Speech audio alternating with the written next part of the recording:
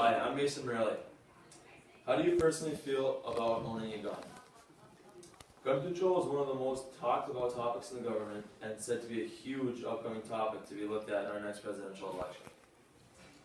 The Second Amendment clearly states that as U.S. citizens, you have the right to bear arms regardless of service in the militia.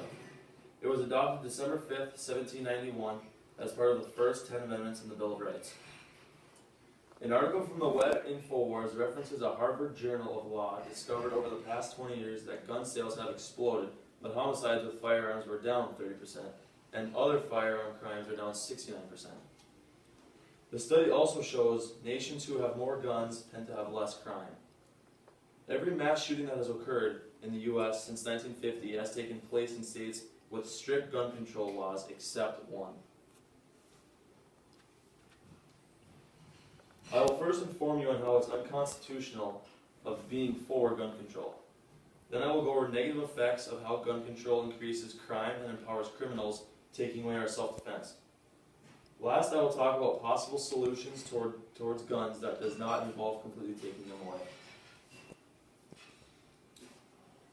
The reason I say it's unconstitutional to be in favor of gun control is because the exact language of the Second Amendment states, "A well-regulated militia, being necessary to the security of a free state, the right of the people to keep and bear arms shall not be infringed."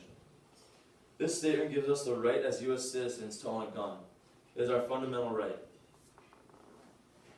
There are state laws in the U.S. which vary state to state and are independent of existing federal firearm laws. Some states have stricter laws than others, and according to the InfoWars article, Chicago has some of the strictest laws in the United States. There are also gun laws in the U.S. that regulate the sale, possession, and use of firearms and ammunition.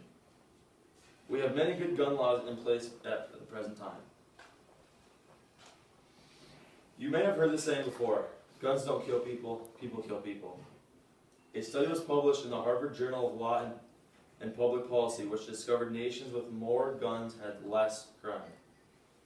I mentioned earlier that Chicago has some of the strictest gun laws, yet it's considered to be one of the deadliest global cities.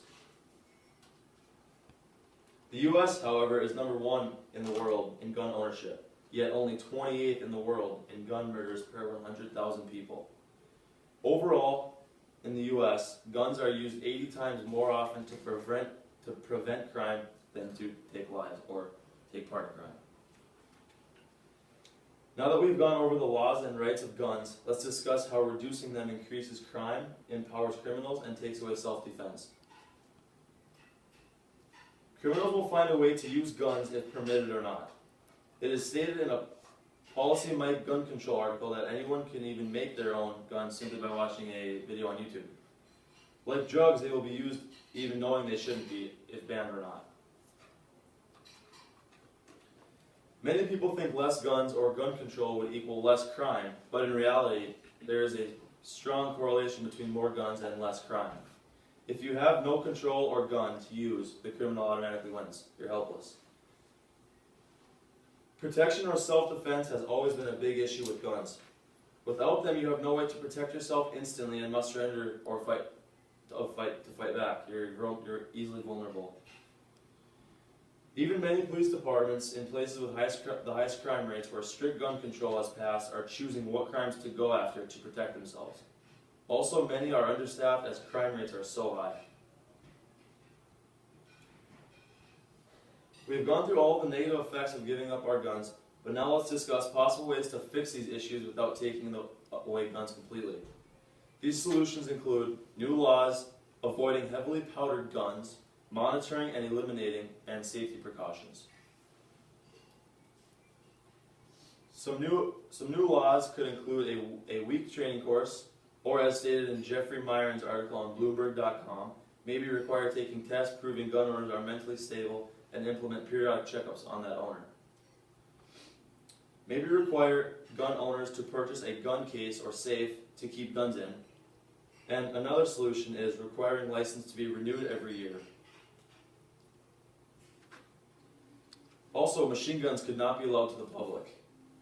These only allow guns that can't easily misfire. Only allow guns for the use of sport, either hunting, target practice, or self-defense For example, I'm a big hunter. I love to use guns, obviously, to shoot animals, and without them I wouldn't be able to hunt, and I'm a big hunter, so taking away guns would take away one of my hobbies, and I obviously never use them for harm. I just use them for straight sport and hobby activities. So we could also try to monitor guns and licenses frequently. Eliminate machine guns and big clips. Safety precautions could also be enhanced, such as requiring 2 safeties on all guns to avoid misfires as opposed to 1 safety. Also, only allow guns which hold fewer bullets. Like I said, take away the bigger clips. These issues are all being looked at, and according to an article in Forbes magazine on the web, it lists the executive orders on gun safety signed by the President. These are many possible solutions to take on guns. Gun control is one of the most widely talked about topics in the government at this time. I have informed you on how it's unconstitutional of being for gun control. I've also gone over the negative effects of taking away guns completely. Last I went over possible solutions toward guns that does not take them away. And this all leads me to my conclusion. Every mass shooting that has occurred in the U.S. since 1950 has taken place in states with strict gun control laws, with the exception of 1. According to an article in Citizen Well's WordPress, the United Kingdom has 125% more rape victims per 100,000 people and 133% more assault victims per 100,000 people versus the United States. They also rank second among overall crime rate in Europe. I'm now leaving it up to you. Do you want the U.S. to look like the UK, where I've just talked about how well gun control works for them? Or we can be the United States of America and stand up for our Second Amendment. Thank you.